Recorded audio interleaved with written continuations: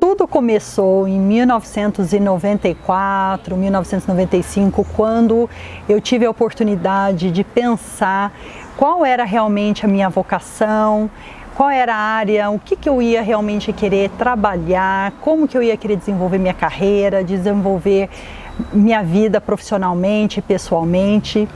E numa conversa em casa com meus pais, eles, na tentativa de me ajudar a refletir sobre os cursos, do que eu poderia fazer na minha graduação, eles me fizeram a seguinte pergunta: minha filha, o que você se vê fazendo na sua vida? O que realmente você gostaria de se ver fazendo?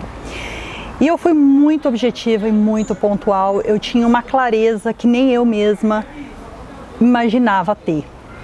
E foi nesse momento que eu falei, olha, eu quero realmente estar em um ambiente trabalhando com diversas pessoas, diversas áreas do conhecimento, diversas especialidades, para que a gente possa junto refletir de que maneira que a gente pode contribuir na resolução de problemas que envolvam a sociedade. Então, por exemplo, nós temos a fome. De que maneira que todos nós juntos podemos refletir formas de reduzir a fome. Então, isso para mim era uma realidade, isso para mim eu não saberia como isso ia acontecer, mas eu acreditava que era realmente a área que eu queria trabalhar, desenvolver-me, e também não sabia onde, se isso aconteceria no Brasil, em qualquer outro lugar do mundo. Então, escolhendo uma primeira oportunidade, algo que me atraía demais era a área da arquitetura, pelo contexto de urbanismo. Então eu queria olhar cidade, eu queria olhar regiões, de que maneira a gente poderia trabalhar a sociedade pelo desenvolvimento regional e urbano. E em sequência, uma outra opção que me veio à mente foi a área da psicologia, da psiquiatria na área da saúde, porque era fundamental compreender a mente humana, compreender de que maneira o indivíduo, como o indivíduo funciona, em termos de saúde mental, física, biológica, a saúde espiritual, como que isso tudo, essas áreas se conversam e se integram na vida do ser humano. E de repente, conversando então a respeito dessa maneira de como eu gostaria de atuar, os meus pais já então disseram, bom, a administração é uma boa área, mas matemática aplicada, ela é fundamental por conta da estrutura, da arquitetura, da inteligência que você vai poder se utilizar para construir esses ecossistemas, E aí então, eu prestando os vestibulares, eu consegui então ser aprovada nos 2 cursos, em São Paulo, pela PUC de São Paulo, no curso de Administração de Empresas, na Unicamp, no curso de Matemática Aplicada. E, graças a Deus, foi uma aprovação com sucesso. E aí, uma decisão para ser tomada, Realmente continuar em Campinas, na casa dos meus pais, ali numa universidade que eu tinha todas as oportunidades de me desenvolver ali. Eu estava, inclusive, numa zona de conforto, mas eu preferi sair da zona de conforto. Eu precisava ter experiências do que realmente era pensar em negócios, o que significava empreender, o que significava realizar o meu talento e a minha vocação.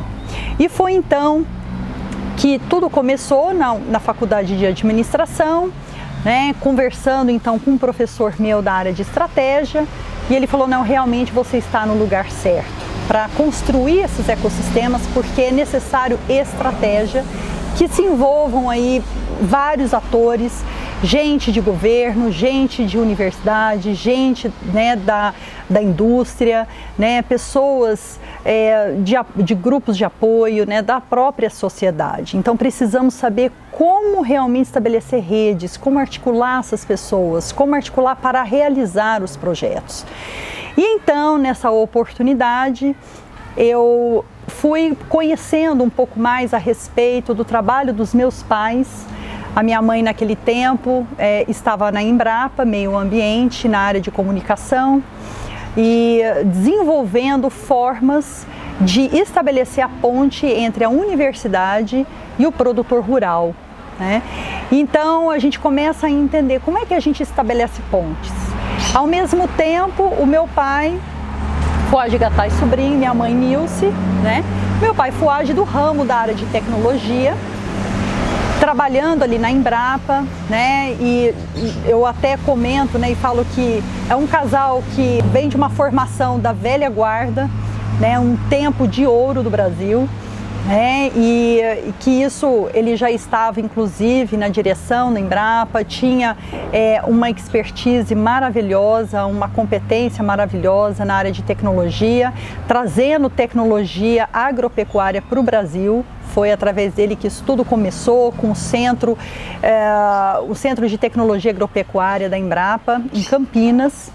E com essa experiência, né, foi desenvolvido também da tese do doutorado dele, a tecnologia de processos P3Tec, e que veio inclusive, né, reuniu aí pesquisadores e gente de todas as áreas da defesa que trabalhava com a defesa americana no programa Star Wars, né? Então era realmente uma tecnologia de ponta e que foi fundamental para refletir estratégias, era fundamental para refletir estratégias de negócio, como se diz, né? Não a guerra da paz, né? Na verdade, a arte da guerra, né, para a paz. E esse aspecto, né, foi fundamental ver como eu poderia aplicar essa tecnologia, como eu poderia aplicar essa inteligência de comunicação para construir esses ecossistemas.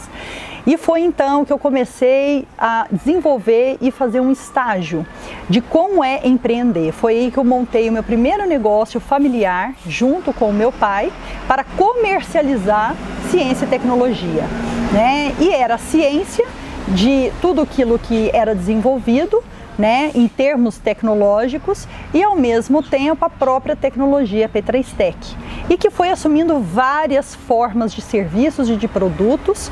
Foi realmente um tempo de negócio de extremo sucesso, né, que realmente afetou e impactou no desenvolvimento nacional e internacional.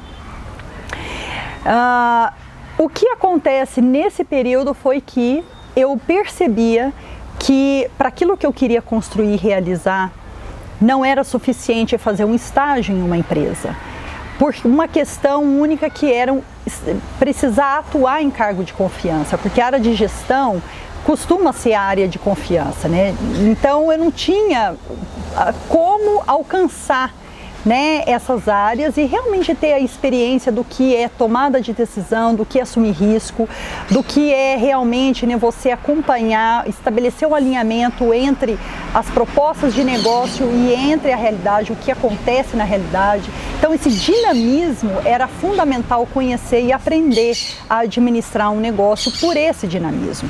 E foi então conhecendo essa tecnologia que eu tive a oportunidade de aplicá-la como uma ferramenta de gestão, o que eu chamo de Managing as Designing. Então, na verdade, foi uma forma, né, de reunir as pessoas que atuavam no negócio, no desenvolvimento tecnológico, em todas as áreas do negócio, uma pequena empresa, né? E começou com uma startup, logo virou uma pequena empresa, né? E explodiu. Né, explodiu por uma série de razões que eu vou trazer inclusive aqui. Essa pequena empresa então, para articular e reunir os talentos para melhorar o desempenho e a produtividade nesse negócio, fui aplicar essa tecnologia de processos. E que vocês vão inclusive poder ter a oportunidade de ver a primeira edição do meu livro, né, que saiu, chamado Brincando de Processos, né, e foi embasado em cima da operacionalização dessa tecnologia, né, que também tem uma literatura, tem um livro publicado pelo professor Fuad, né, que é a Máquina Contextual dos Negócios, né, que explica realmente como funciona essa tecnologia. E então acabou sendo um instrumento de gestão inovador, né? E ao mesmo tempo que eram desenvolvidos os produtos e comercializados os produtos, isso automaticamente era registrado no processo para a gestão, né? Então a gestão e a operação aconteciam ao mesmo tempo, com base na mesma plataforma. E então, surgindo então a oportunidade, colegas da universidade, né, que queriam muito conhecer essa ferramenta, pediram que fizesse então uma capacitação. E eu estava já praticamente a ponto de me formar no ano de 2000, né, eu tinha ali 23 anos de idade, e aí fui fazer então essa capacitação e um treinamento que era, eu ainda disse na época, né, eu falei, eu estou me formando, quero um pouco de férias, então nada melhor do que fazer esse treinamento, né, num hotel fazenda, numa chácara, num espaço verde, né. E aconteceu, fomos aí com pesquisadores, né, coordenador de área, professor pesquisador e alunos de pós-graduação e graduação. Ficamos hospedados uma semana num hotel fazenda para entender o que era fazer uma gestão para o processo, o que era uma máquina contextual de negócio, né? E no dia a dia, no café da manhã, no almoço e na janta, fazendo brincadeiras, em 7 dias eles conseguiram contemplar e apreender todo o conceito. Quando eu retornei, né, até o meu pai como idealizador, né, e desenvolvedor dessa tecnologia, falou, vamos ver o quanto eles apreenderam do que você passou. E quando ele soube, fez o quiz, né, fez uma entrevista com eles, ele ficou surpreso. Ele falou, isso realmente, o que foi feito é transformador. Por quê? Porque o mesmo treinamento que eu estou oferecendo ao Banco do Brasil, já chegaram-se a 8 meses de treinamento e ainda não aprenderam nem 1/1000 do que essa equipe aprendeu em 7 dias. Então, realmente ele falou, você precisa escrever sobre isso. E nesse livro, Brincando de Processo, foi onde eu realmente concentrei para descrever realmente como foi esse processo, né? E foi bem interessante porque apresentando esse material para atores de diversas áreas do conhecimento, seja de pessoas de governo, sejam de universidades, sejam de pedagogia, todos eles visualizaram como uma metodologia para cada uma de suas respectivas áreas, né? Um novo modelo pedagógico, um novo modelo de desenvolvimento tecnológico, um novo modelo de comunicação, um novo modelo de inovação. Então, ou seja, a arte de brincar com processos passou a ser uma plataforma, né, de construção desses ecossistemas. Isso eu fui descobrindo fazendo. E o que acabou acontecendo é que eu, tomando gosto por isso, né, nós temos um grande amigo, um grande mentor, que inclusive foi um professor de doutorado, orientador de doutorado do meu pai, que se chama Raymond Ye. Ele inclusive escreveu, né, esse livro, A Arte de Fazer Negócios, né? E o que é interessante, ele com a sua filha, né? Falou assim, tudo começa na família, né? Tudo começa com o pai e a filha, né? E no meu caso foi com a mãe. E aqui nesse caso deles também tinha mãe, né? Participando, até porque ela era da área financeira. Então, existia uma pessoa da arte e artes, o Raymond Ye de tecnologia e a Priscila Ye da área de finanças, né? E o que era interessante é que ele começou a falar comigo qual era realmente a arte de se fazer máquinas contextuais como negócio. Então ele me apresentou esse livro. E aí, para aplicar isso no contexto que eu queria aplicar, que é para resolução de problemas, olhando para a sociedade e transformação humana, foi quando eu recebi a assinatura, inclusive, desse autor Frank Wilczek, que é uma das pessoas, uns prêmios Nobel na área de educação, entendendo a pergunta como uma bela pergunta, beautiful question, né? Encontrando o design profundo da natureza, né? De como eu descubro a natureza. Então, o que realmente é olhar um problema? O que significa observar um problema, né? Então, eu comecei a ampliar, sair da área de concentração de administração de empresas para uma área de empreendedorismo voltado para a sociedade, que extrapola o empreendedorismo social. Ele é um empreendedorismo social, político, econômico, tecnológico, ele é um empreendedorismo que engloba todas as áreas, né? O empreendedorismo natural, né? Então, aqui é o que é empreender, né? O que é se aventurar ao novo, né? Então eu comecei a abrir meus horizontes nesse aspecto. E aí, o que acabou acontecendo? Esse professor Iê chegou então e falou: Cristiane, você precisa muito vir para os Estados Unidos. Eu já estava praticamente me formando. Você precisa muito vir aos Estados Unidos para conhecer o primeiro mestrado na área de inovação, que é em comercialização de ciência e tecnologia, aqui em Austin. E você precisa conhecer uma pessoa chamada professor George Kosmetsky, que é essa pessoa aqui, né? Ele é considerado um empreendedor cívico, né? Na verdade, é exatamente aquilo que eu queria aprender a fazer, né? Como empreender olhando para a sociedade. E ele me ensinou a entender o que é ser um influenciador, o que é ser um inspirador, o que é ser o coração e o centro do desenvolvimento e da perenização, da sustentabilidade de qualquer empreendimento que você construir, em qualquer dimensão que você construir, né? Então, o que foi interessante perceber é que, no meio desse caminho, nessa proposta, o pessoal no Brasil falou assim: não, antes de você ir, esse treinamento que você deu para os colaboradores da universidade na tecnologia P3 Tech, você precisa dar para a gente antes de você ir para os Estados Unidos. E aí foi muito curioso, porque aí foi o primeiro treinamento que eu dei institucional para o Banco do Brasil, para dar início a construção de uma nova área do banco de prestação de serviços, que era de recuperação de crédito. Isso foi um grande desafio. Por quê? Porque chegando lá, eu tinha todas as supervisões. Eu tinha 15 pessoas numa região de um hotel fazenda em Campinas. Saíram todos de Brasília, vieram para Campinas, se hospedaram ali 10 dias e tinha desde o diretor da área até o pessoal operacional, né? Então nós tivemos aí pelo menos 3, 4 camadas de gestão e de supervisão, todos juntos, aprendendo juntos. E isso foi um desafio imenso. O que acabou acontecendo é que teve um trabalho não só de desenvolvimento profissional para construir essa unidade de negócio, como também um desenvolvimento pessoal. E o que acabou acontecendo foi que, quase na finalização, no encerramento desse treinamento, o que aconteceu? Por causa de uma pessoa que estava no meio da supervisão, não era nem o diretor, nem o gerente e nem as pessoas voltadas ao operacional, mas ele era o supervisor.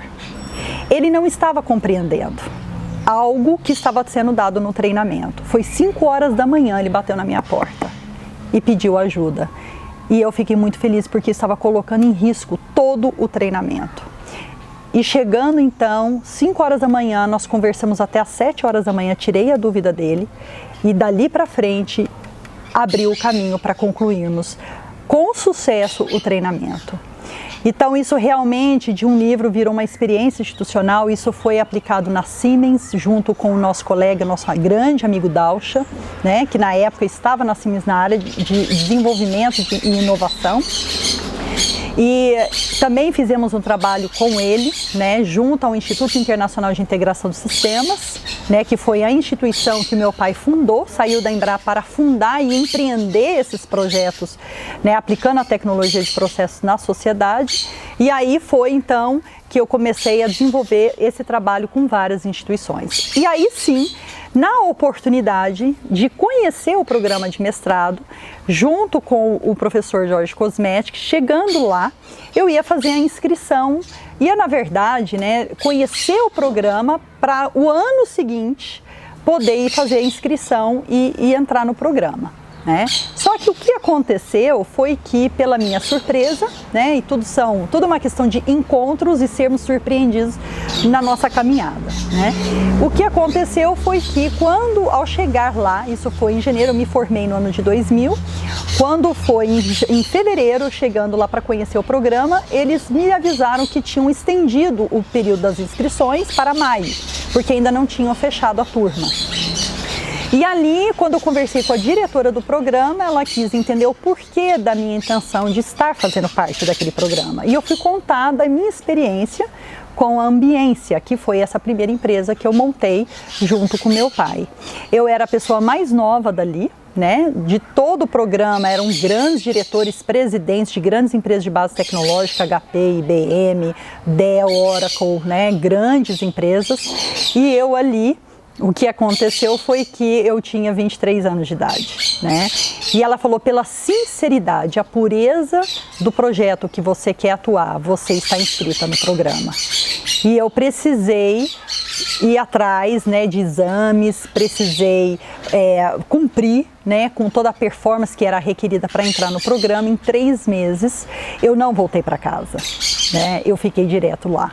Então, o fato de ficar em Austin, né, durante esse período foi um desafio familiar imenso, porque eu fui para conhecer o programa, de repente eu não volto, né, para casa, quer dizer, como é que fica isso, né?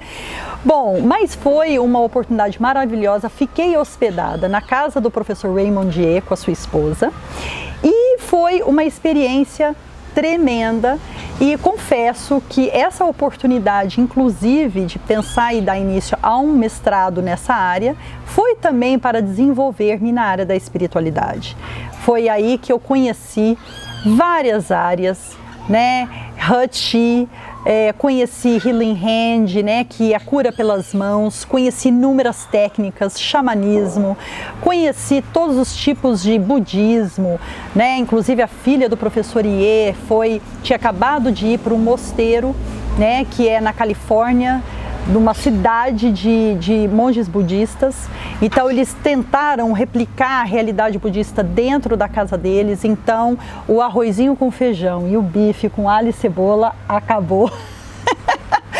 E aí eu tinha um grande desafio mesmo ficando hospedada ali. Cidade de Austin era pura natureza, com alguns pontos de indústria de grandes empresas de base tecnológica, uma universidade imensa que é uma cidade universitária, que é a Universidade do Texas em Austin. Então era tudo muito, né, tinha os principais hubs, né, e o restante era natureza.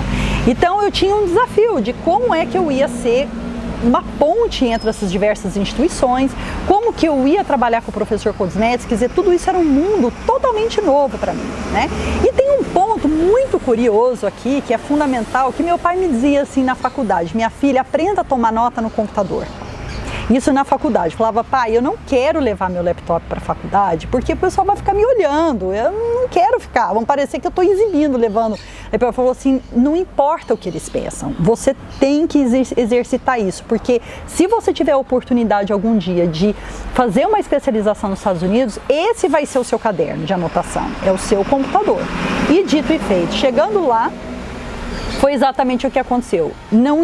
Ninguém sabia o que era caderno e papel e caneta, era tudo no computador. Se eu não tivesse a facilidade de manusear a tecnologia, eu não ia conseguir realizar o curso, né? Então, foram uma série de desafios que começou a mexer com o meu estilo de vida, com o meu propósito de vida. Eu tinha que repensar a minha vida toda a partir daquele momento, né? O que realmente eu ia querer construir. E aí foi a grande felicidade que eu tive de conhecer o professor Koznetsky, que foi meu grande mentor e que inclusive ia até me orientar na tese de doutorado. Já estávamos com um projeto maravilhoso de fazer um trabalho voltado a terrorismo, porque estava próximo do acontecimento ali do 11 de setembro, né? E estávamos já programando e eu estava participando da realização de projetos que ele desenvolvia e que desde 99 até hoje não existem projetos, até por testemunhos de profissionais que existem, que estão hoje em Austin, fala que desde 99 para cá jamais existiram projetos tratando de inovação em sociedade que existiram no tempo do Koznetsky. Ele transformou a cidade de Austin em a primeira cidade no mundo na área de inovação, uma cidade de inovação, né? E até hoje é a referência no mundo número 1 para essa área. Então a gente quer conhecer um laboratório que é uma cidade, né, inovadora, é conhecer a cidade de Austin. E nessa oportunidade acompanhei projetos na fronteira entre Estados Unidos e México, né, que era chamado Seabird, né? E foi então que conhecendo ele melhor foi que eu descobri que o ICE Square Institute, que é onde eu fiz o meu mestrado, né, que é muito curioso, o ICE Square foi um instituto que ele construiu, a escola que ele construiu para ensinar à sociedade o que ele fazia, né, aplicar a metodologia dele. Mas teve algo curioso, que nós tivemos experiências em nível pessoal e profissional. E começando, né, pelo relacionamento, né, a confiança, construir confiança. Então, o que eu realmente vivenciei com o Jorge Kosmetzky? O que é construir confiança? Eu fiz um jantar para ele, esse foi o meu primeiro desafio, na casa do IE, junto com a Priscila e a sua família e seu neto. E o que aconteceu ali foi que eu falei, o que eu vou oferecer de jantar? E eu vou contar um segredinho até bem interessante, engraçado. Eu tinha feito, aqui no Brasil a gente tem um prato que chama roupa suja, ou então mexido, arroz com feijão. E os vegetarianos amam esse prato. Pratos que talvez a gente aqui no Brasil nem dê tanta bola, né? Mas para os vegetarianos do exterior é o melhor prato. Eu fui descobrir isso. De repente eu falei, o que eu vou oferecer de jantar? Ele falou, você vai fazer aquela comida que você fez para mim. Eu falei, não, eu não posso fazer um mexido para o homem mais importante, que ele era mais importante que o presidente da República dos Estados Unidos. Pois vale a pena vocês entrarem no Google e conectarem e conhecer um pouco mais sobre a história dele. Através dele foi construída a NASA, ele foi assistente do presidente Kennedy, né? Toda a área de ciência e tecnologia no mundo foi ele que construiu, ele era um contador que virou médico na Segunda Guerra Mundial, né? Então ele tem uma história tremenda. Eu falei, como é que eu vou oferecer um arroz com feijão, né? Vai ficar meio complicado o negócio. Bom, mas foi o que aconteceu. E ele falou, mas espera aí, você fez essa comida para mim? Porque nos Estados Unidos tudo é feito, né, com as caixinhas, né, é feito micro-ondas. Então, caixinha põe ali, 1 minuto micro-ondas, está resolvido. Mas ele falou, você fez isso para mim, você fez essa comida para mim. Isso foi construir confiança. E eu falei, essa comida no Brasil é a comida mais simples que existe. É a comida talvez até dos pobres, não dos ricos. E ele falou assim, melhor ainda. Né? Então, porque o que importa é estarmos mais próximos da realidade, não distantes da realidade, independentemente do que seja, né?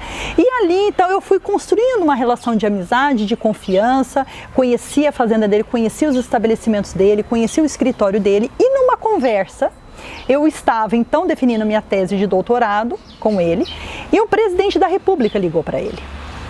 E a secretária falou assim, doutor, o presidente da República está no telefone. Ele falou assim, pede para ele esperar que eu estou numa reunião e depois eu retorno. Aí a secretária falou, o professor Kosmetzky é o presidente da República. Ele falou assim, eu já entendi e eu peço para você a gentileza de avisar que eu estou numa reunião. Se for realmente importante essa conversa que ele tem a fazer comigo, ele vai esperar. Se não, ele já resolveu o problema dele e realmente não precisava de mim. Foi aí... Segunda coisa que eu aprendi com o professor Kosmetzky, o que é priorizar? O que significa olhar para o outro e construir um projeto com o outro? Isso é construir influenciador, né? É construir confiança e prioridade, propósito.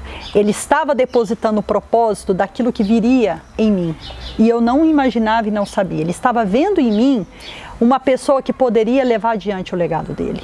E ele disse isso logo depois. Ele falou, com tudo isso, ele falou assim, olha, você está pronta para levar esse programa para o mundo, porque você tem visão. E eu não entendi nada disso, ia ser feito através de uma tese de doutorado.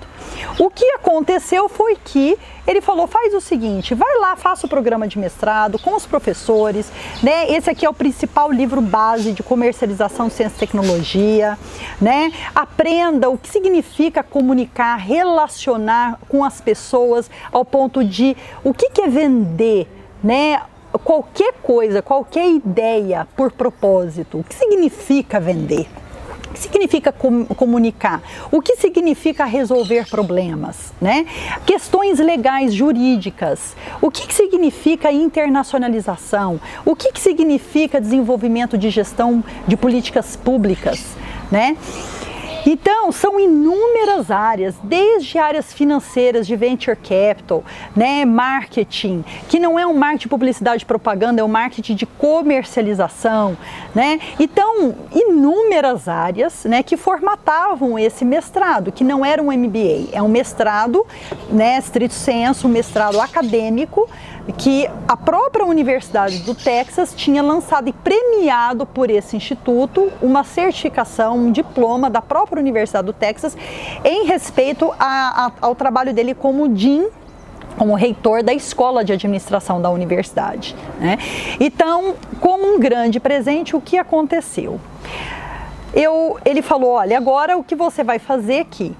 Existe uma experiência em Adelaide, na Austrália. Vale muito a pena você ir lá conhecer o programa que está sendo feito lá. Foi aí que, através de um professor chamado David Gibson, né, que é um apaixonante, né, e todos eles apaixonantes da cidade de Austin, né, e pelo desenvolvimento regional e local, convidou toda uma turma do mestrado para poder fazer um trabalho na cidade de Adelaide. A cidade de Adelaide é uma cidade irmã da cidade de Austin.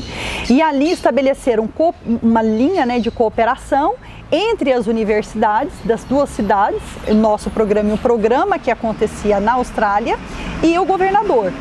Então, eu fui começando a perceber que, a partir de um influenciador, o que eu vou observar? Eu vou observar o desenvolvimento regional e local.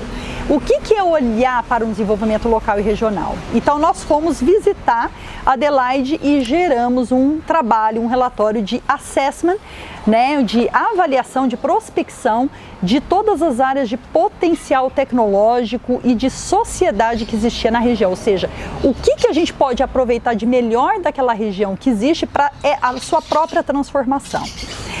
E nesse momento nós tivemos então encontros com pessoas da área de governo, né, tanto em âmbitos local, regional, estadual e federal, universidades, grupos de apoio, né, empresas emergentes, tipo startups, pequenas e médias empresas e as grandes empresas, né? Então isso a gente formata uma roda, né? Então isso é um conjunto de atores que se conectam e giram, se movimentam, trabalham numa dinâmica através de inúmeros projetos e projetos que eu chamo de mobilizadores, né? E através dessa experiência então em Adelaide, né, eu fui entender o que é olhar a sociedade, né? Olhar a sociedade não é o ser humano, não. Olhar a sociedade é o ser humano no contexto geral de todas as instituições. Esse influenciador é um indivíduo. Cada um de nós, eu, você, cada um de nós somos influenciadores na nossa área de competência, através do nosso talento e com o propósito do que nós queremos realizar, né? Então, nós como influenciadores, o que significa a gente desenvolver o nosso talento? Então, eu fui como Cristiane, como influenciadora, num espelho, tentando espelhar a realidade do professor Kosmetski em parceria com todos esses atores. E o David Gibson, que até hoje um grande mentor meu, que foi um dos braços direitos do professor Kosmetski, né, ele foi realmente quem conduziu e coordenou esse programa e acabou fazendo ponte, né, com todas as outras regiões dos Estados Unidos, Ásia, inclusive Noruega. A gente foi fazendo pontes de replicar essa experiência e, é claro, começando pelo Brasil, em Curitiba, que logo mais eu vou falar um pouco mais sobre isso, né? E aí, o que aconteceu? No retorno disso, eu estava já terminando então meu programa de mestrado e aí voltando para o Brasil para me preparar para retornar para fazer o doutorado. E pouco tempo depois, o professor Kosmetski faleceu. Mas o professor Iê ligou para mim, eu estava em Curitiba já, começando a fazer um trabalho, e ele trouxe uma notícia, que 3 horas antes dele falecer, ele perguntou de mim, perguntou da tecnologia do professor Fouad, né, da tecnologia P3 Tech, e falou assim, onde é que eles estão? Eles ainda querem vir fazer, a Cristiane quer fazer a tese de doutorado dela comigo? Aí ele falou assim, quer, tá lá no Brasil se preparando. Falei, então avisa ela que ela já está pronta com a tecnologia P3 Tech a realizar um novo instituto, fala para ela que eu abençoo ela para ela realizar um novo instituto, um novo formato de IC Square dentro da visão que eu sempre sonhei, que é da era da cidadania. Não é da era indústria agrícola, mas é da era da cidadania, que ela comece isso no Brasil. E isso aconteceu 3 horas antes do falecimento dele.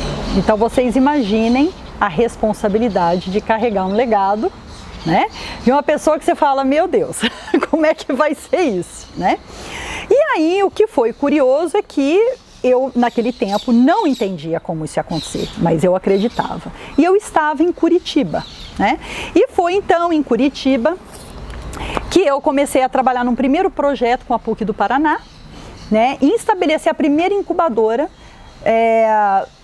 realmente instalada dentro da universidade numa parceria com a Siemens, né, e entender como era isso. Foi o primeiro projeto quando eu retornei do mestrado, residi, fiquei morando em Curitiba 2 anos, interfaceando com um grande amigo meu, que é o Ramiro, né, que até hoje está ali, né, uma peça fantástica, e trabalhamos aqui uma ideia do que significa ser Curitiba 2030 como cidade inovadora, né? Isso aqui aconteceu em 2010, estamos em 2022, né? Então esse trabalho aqui é para 2030, ele é vivo ainda, né? E aí o que aconteceu em sequência, né? Trabalhos com a OCDE em 2012, o que é ter um índice, né, para um planeta feliz. Né? Então nós estamos começando a entender o que é olhar sociedade, o que é olhar felicidade, a economia da felicidade.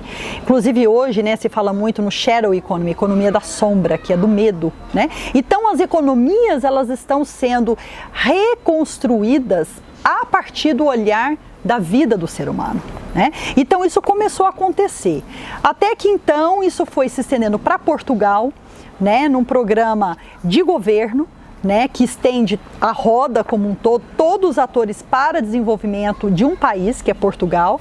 Noruega, né, aqui tentando trabalhar adaptação, resiliência e conhecimento na região do Caribe, no projeto junto à ONU, à Unesco, né? E por fim, como que eu registro o impacto disso?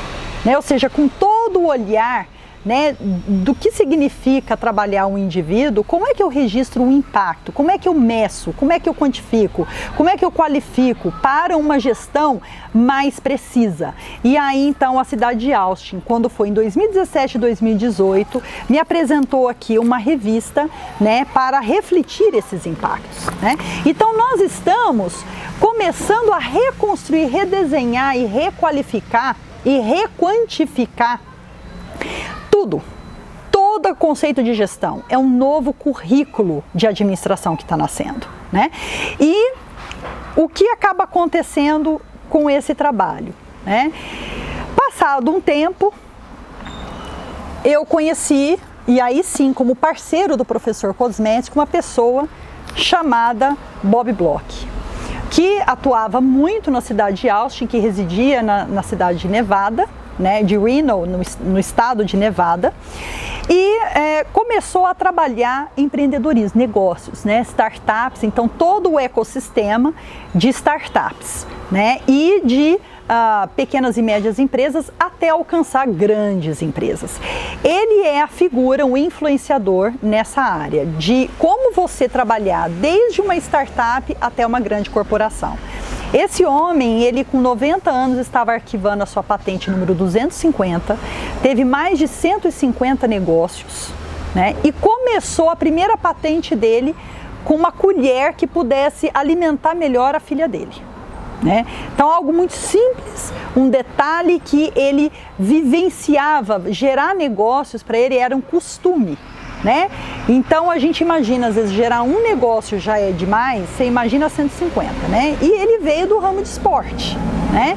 Então, o que aconteceu? Ele, juntos aqui numa parceria, né? Nós então tentamos entender o que significa, como que nós podemos trabalhar essa realidade através da educação financeira, né? Então nós criamos aqui, junto aqui numa parceria com ele, um material, né, de educação financeira e que pode ser replicado em todos os níveis. Não chega a um nível tão técnico, aprofundado, difícil, que inviabiliza o aprendizado. Não, isso aqui todas as pessoas poderão participar, né? E aí sim, entendendo que isso faz ponte, né, com o governo, tanto no âmbito local, quanto estadual, quanto federal, nós fomos entender então esses ecossistemas nesses âmbitos, né, de startup na cidade de Austin, né, pensando em programas da cidade para negócios, e negócios pequenos até negócios grandes, né, e também em nível federal. Todos esses atores da nossa rede, trabalhando mundo, né? Tendo então um projeto indo para o mundo, a primeira coisa que eu inclusive aprendi com um mentor, um outro mentor meu, que chama Ramamurthy, né? Que é o indiano que veio aos Estados Unidos. Muito obrigada. Qual é o seu nome? Soraya. Soraya, obrigada, viu? Olha só o que é o cuidado, né? Olha só o que é priorizar, olha só a atenção que eu estava mencionando a respeito do Cosmetic, né? Não é qualquer café, né? É o café para você, né? Obrigada. Então, voltando. Então, o professor Ramamurthy, né? Ele falou, minha filha, também um outro grande mentor, né, que me tinha, assim, eu tinha ele quase como um avô, né, e ele inclusive trabalhou com o professor Raymond Dier. O Raymond Dier, ele era um desenvolvedor de software, né, da área de engenharia de software, e o Ramamurthy, ele era uma pessoa focada na industrialização do software, né, de como realmente fazer a ponte com a sociedade. E ele falou, a forma de você fazer essa ponte é pela educação.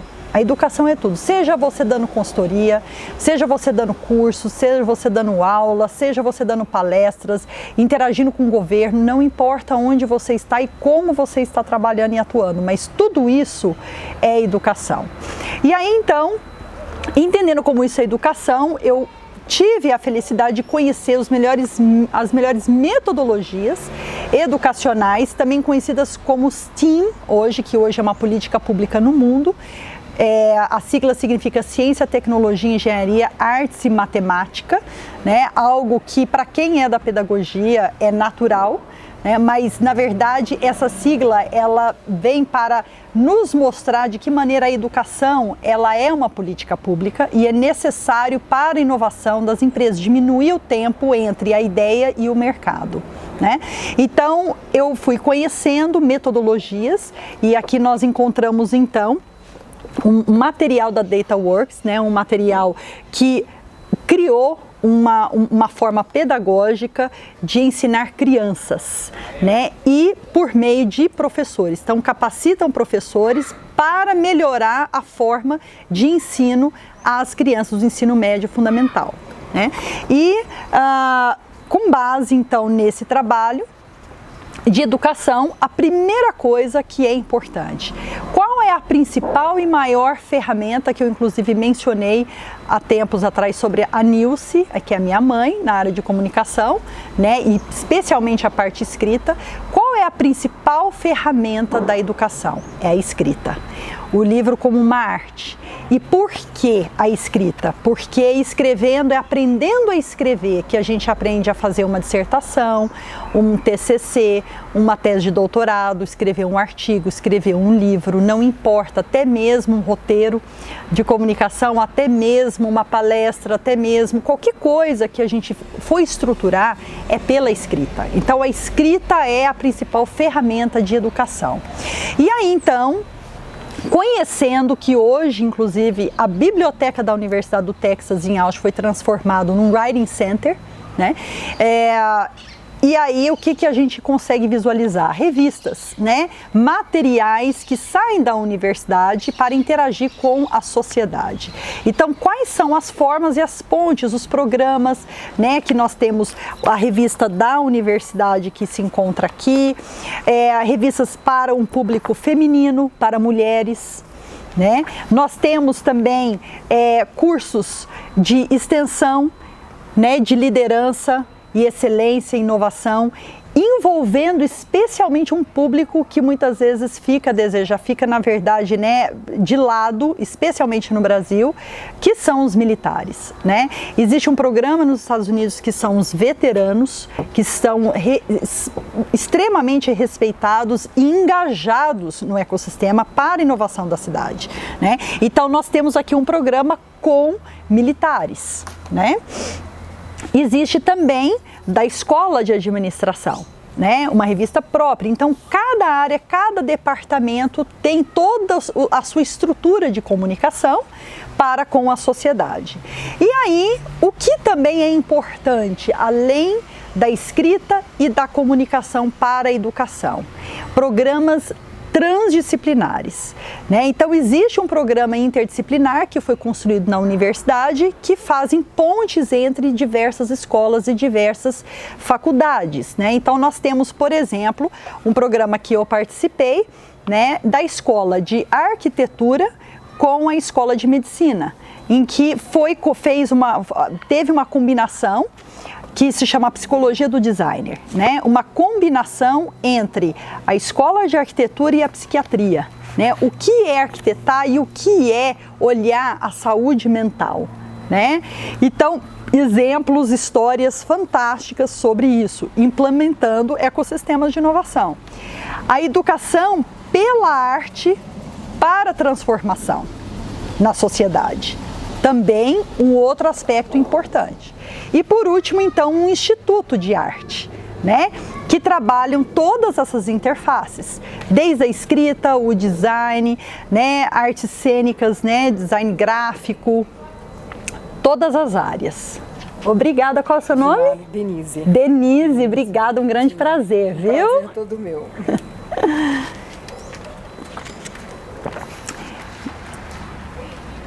Que bom. Então, nós entendemos a arte, né, como forma de impactar a transformação da sociedade. Então é através da arte que tudo acontece.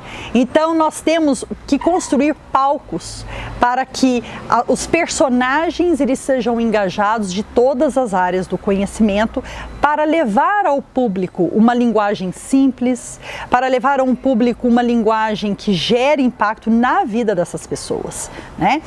E uma coisa que é muito interessante a gente perceber que na interface de tudo isso pela educação, né, existe a importância do esporte, né? Então nós temos aqui algo fantástico que é uma universidade, né, no Grand Canyon, em Utah, que envolve espiritualidade, envolve meio ambiente, que é um local, envolve turismo, que é através de um hotel muito famoso, né, inclusive chamado Sundance, inclusive o Marriott, né?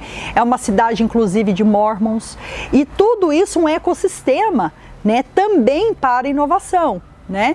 Para que todos os alunos eles aprendam a cuidar, né, do seu ambiente, do seu convívio social, familiar e profissional, né? Então também um grande empreendimento. E puxando para a linha do esporte, estando eu em Austin em 2017, depois de um bom tempo, você vê que a gente vai aprendendo, né? Em 2017 eu tive a oportunidade então de fazer uma aula, um treinamento de canoagem, né?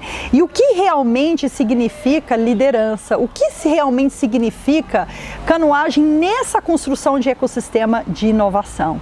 Então nós temos dinâmicas como o golfe, né, para decisão financeira, por exemplo, né, para decisão de implementação de negócios. Então nós temos a combinação do esporte como também oportunidades de dinâmicas para a educação. Bom, com tudo isso, o que a gente observa, né? A gente observa alguns resultados. Bom, então vamos fazer aí, né, desse storytelling, vamos recapitular alguns aspectos. Começamos então por um contexto de influenciador, né? Que tudo nasce num propósito, tudo nasce naquilo que fomos feitos para realizar, fomos feitos para materializar na nossa vida. Através então disso e exemplos, referências dessas pessoas, o que a gente encontra? A importância de aprender fazendo, né? Então eu preciso estar engajada num ambiente educacional com oportunidades em que eu consiga aplicar, interagir, aprender na sociedade, estando na sociedade. Então esses lugares que eu estive, todos esses lugares em diversos países, trabalhando essa metodologia de construir esses ecossistemas, eles aconteceram não dentro da universidade, eles aconteceram fora da universidade, com o apoio da universidade. Para visualizar o quê? Visualizar uma perspectiva frente a políticas públicas, com o apoio do governo, em área local, estadual e federal. Né? E aí, entendendo o ecossistema de empresas nascentes, emergentes, pequenas e médias empresas, até grandes empresas. Então nós estamos falando aqui do quê? De uma roda. Agora, para completar essa roda, o que falta a gente visualizar? Ações e grupos de apoio. Quais são as ações que eu realmente gostaria de visualizar e realizar junto à sociedade? Então existem, pela área de educação também, né? E já de articulação, exemplos de referências. Nós temos aqui, por exemplo, uma revista, né, que fala sobre a experiência do Martin Luther King. Né? Então, uma revista inteira sobre o Martin Luther King. Né? Então, são experiências de pessoas que foram influenciadores. Né? A mesma coisa o Stephen Hawking, né? Que também os grandes cientistas, pela revista Time. Existem muitas revistas, né, internacionais que falam sobre a jornada dos inovadores, a jornada dos gênios. Né? Então, precisamos acompanhar, né, sempre no nosso dia a dia, quais vêm sendo as ações sendo realizadas. Né? E aí, então, andando pela cidade de Austin, né, em 2017, 2018, e já também numa parceria, né, qual é hoje o principal modelo e o formato para um ecossistema de inovação? É o que eu chamo hoje de vila transformativa. Existe, então, aqui um material, uma comunidade que é praticamente uma vila na cidade de Austin, que hoje está quase transformando numa cidade, né, que trabalha como transformar moradores de rua, né, em situações de problemas e doenças crônicas, em situações crônicas, e transformar essas pessoas, né, para uma maior longevidade e maior dignidade. Né? E aí, nessa conjuntura, o que acabou acontecendo? Eles levaram 17 anos para entender o problema. A maior dificuldade é que hoje no mundo as pessoas, né, a sociedade está preocupada com equipamentos, com infraestrutura. Na verdade, eles levaram 3 anos só para realizar e implementar uma cidade. Tudo através de iniciativas. E eu fui acompanhando esse processo inteirinho com eles, acompanhando 200 casos de moradores de rua. E nessa experiência só funcionou o projeto por conta do trabalho anterior que eles tinham feito durante 17 anos, levando comida e café da manhã nas praças para esses moradores de rua. Mas o que era levar esses alimentos? Esses alimentos não era simplesmente entregar o alimento, mas era construir confiança. Assim como foi comigo com o Kosmetsky, assim como foi comigo com o professor David Gibson, com o Raymond Dier, como foram com todas as pessoas que eu mencionei.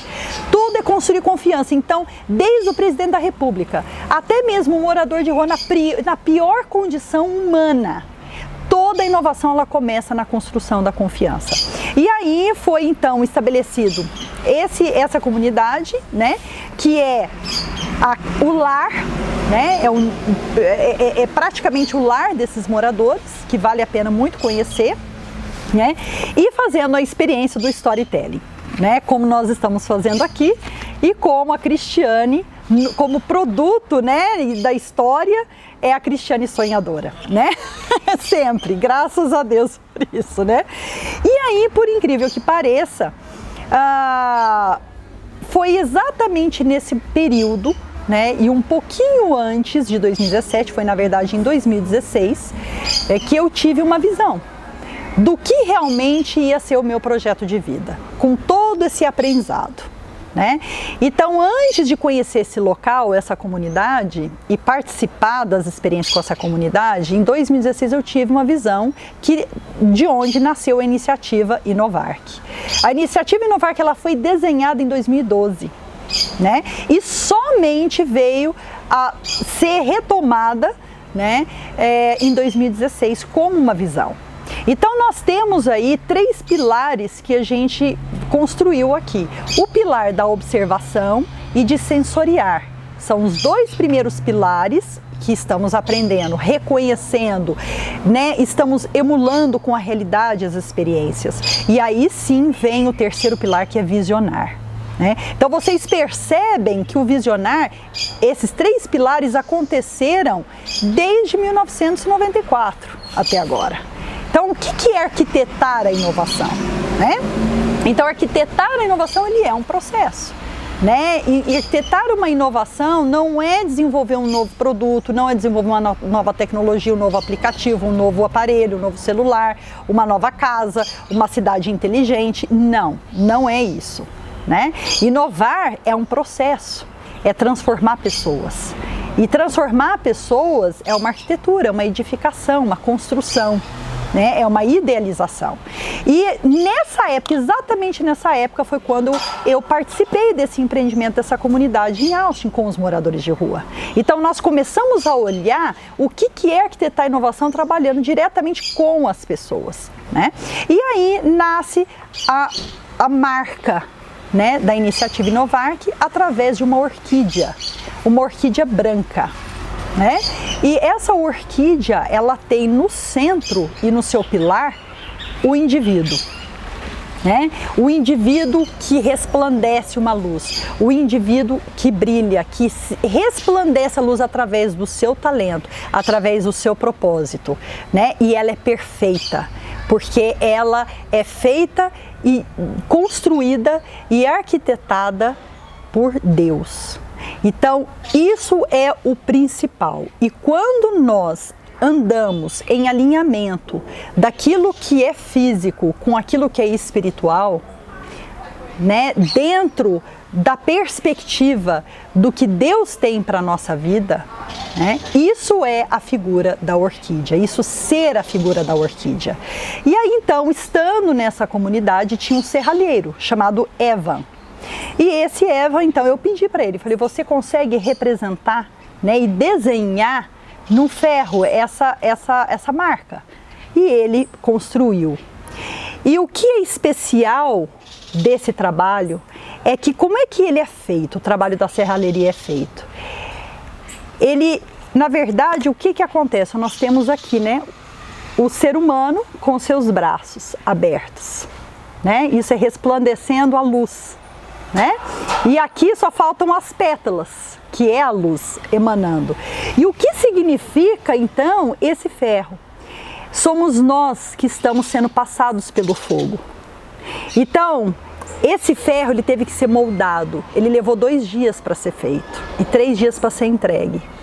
Ele precisa ser moldado, ele precisa ser trabalhado, ele precisa ser passado no fogo, ele precisa ser passado no calor. Então é um processo.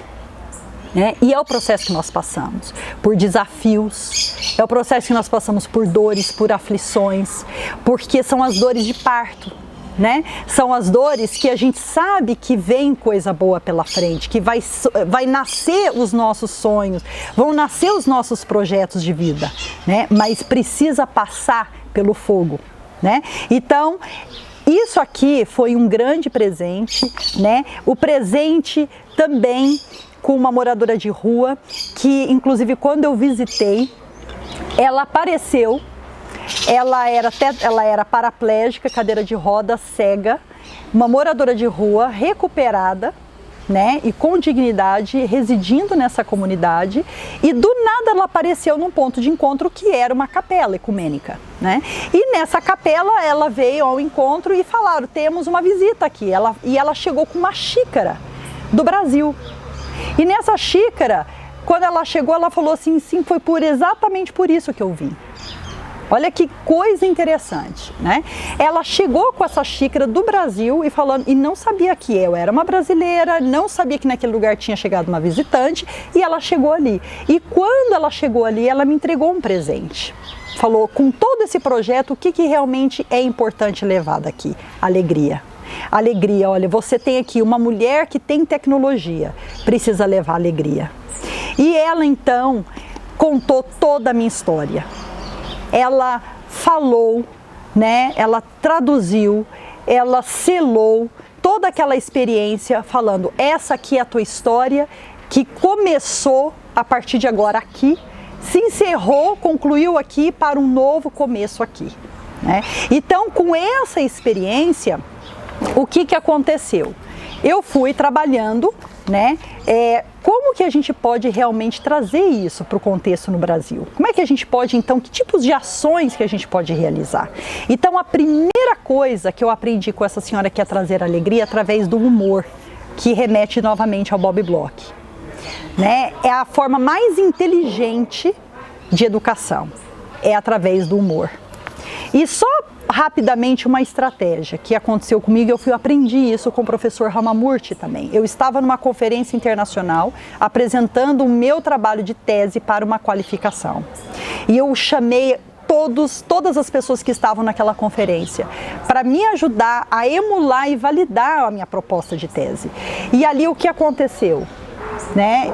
Eu fui acusada, eu apanhei muito naquela palestra e eu não entendi nada. E de repente eu saí quase desistindo, chorando, quase desistindo de fazer meu doutorado, né? Por tanta rejeição e acusação. E aí o que aconteceu? Chegou esse Ramamurti e falou, senta aqui um pouco, deixa eu te contar uma história. Como é que você faz a sua apresentação para qualificação? Através do humor. Então ele foi trabalhar o contexto dele, né, de quando ele foi dar uma palestra, ele como fundador da engenharia de software, foi dar uma palestra para os grandes empresários e a grande indústria dessa indústria. E aí ele chegou e falou, bom, eles me pediram para explicar como é que deve se fazer engenharia de software, qual é a forma certa de se fazer. Agora imagina, eu um pequeno professor dentro de uma universidade, falando com gente trilionária, falando com grandes empresas que vendiam produtos, e como que eu vou ensinar eles? Eles que têm que me ensinar, não sou eu que tenho que ensinar eles. Como é que eu vou fazer isso? Aí sabe o que eu fiz? Eu contei uma história de como eles trabalham. Eles começaram a dar risada deles mesmos. Só que eles foram entender que a forma que eles estavam rindo deles mesmos era a forma errada de fazer, era o que não se deveria fazer, né? Para entender a diferença de como deveria ser feito. Então foi através do humor, né? E foi um sucesso e todos ali aprenderam.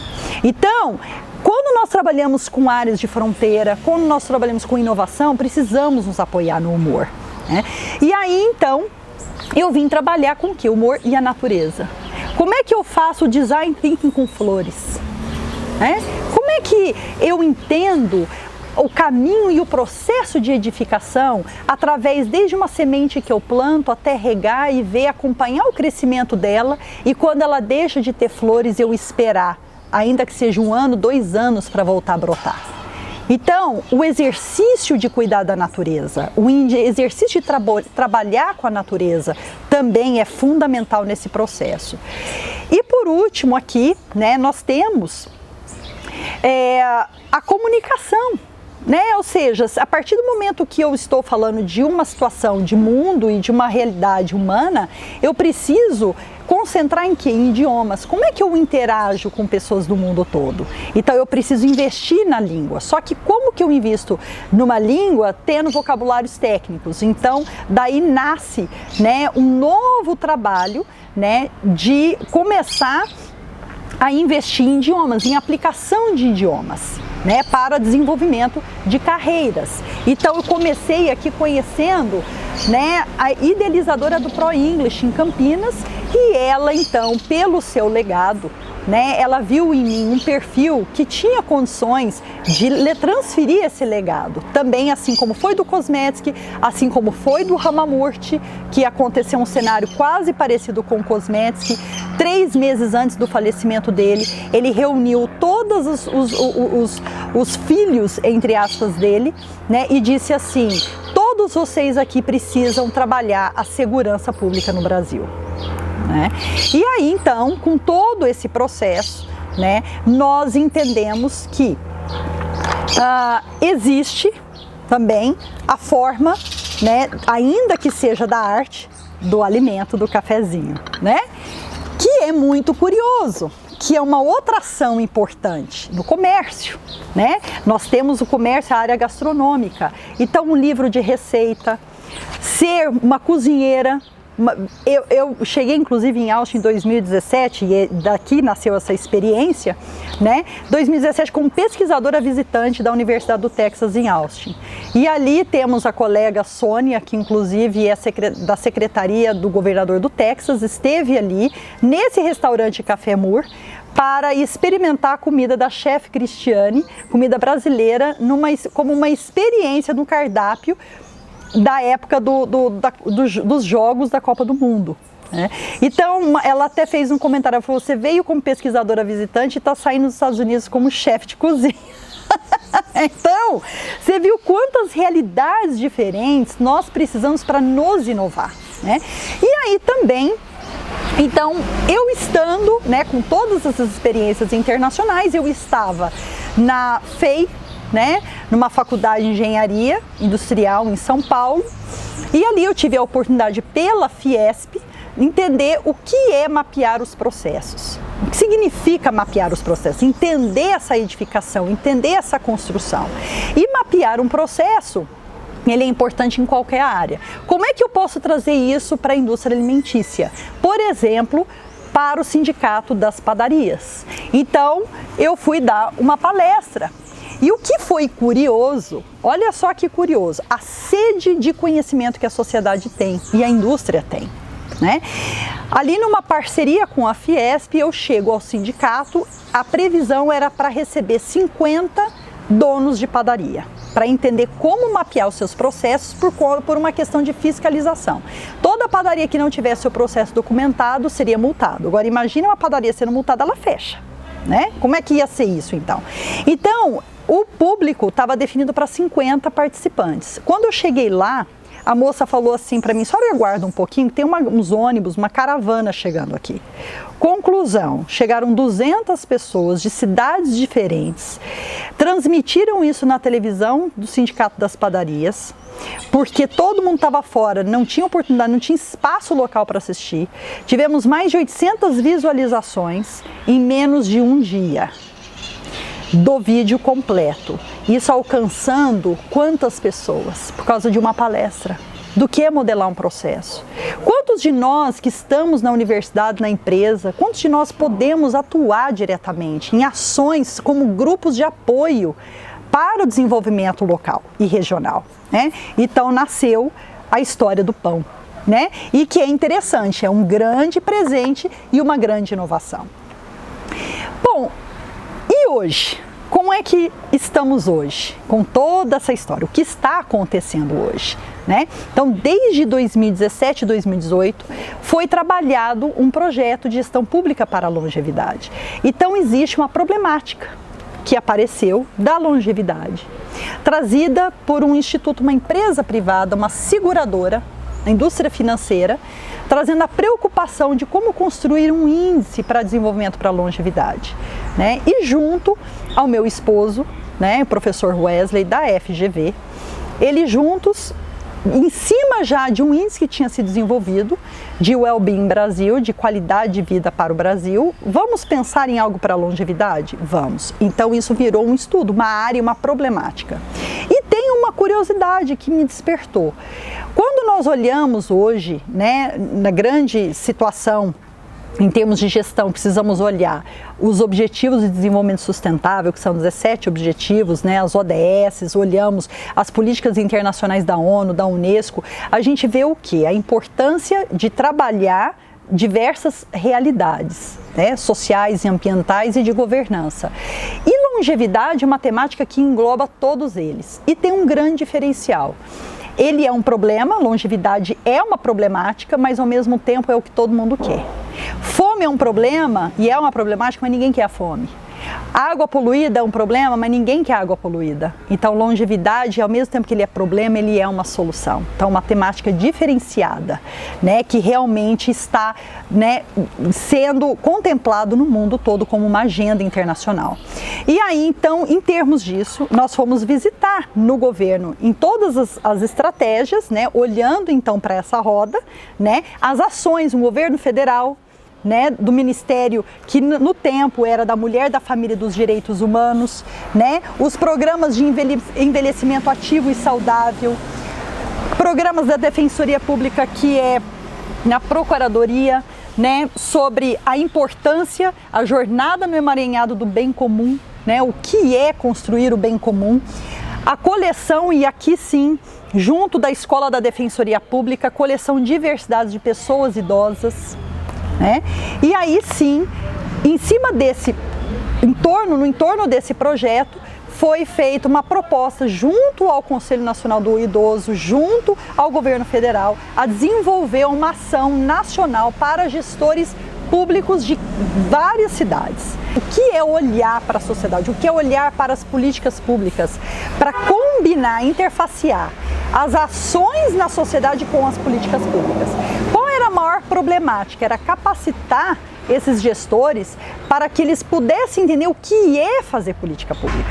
É começando a capacitação na sociedade. Capacitar a sociedade primeiro para formatar e desenhar a política pública nessa capacitação, para depois transformar isso numa política pública e implementar. Por quê? Muitas políticas públicas que foram feitas não funcionaram e não deram certo porque estavam fora da adequação com a realidade, né? Então foi esse trabalho, e como um fruto desse trabalho maravilhoso, nós tivemos então a parceria, né, que culminou, né, em tantas, né, parcerias por audiência, fizemos audiência na Câmara, né, dos Deputados lá em Brasília, trazida ali inclusive, né, pela colega de Palmas, né, que ajudou, compartilhou, falou: não, nós temos que levar isso para o Brasil, temos que construir essa consciência, né, e também aí tivemos em sequência um workshop,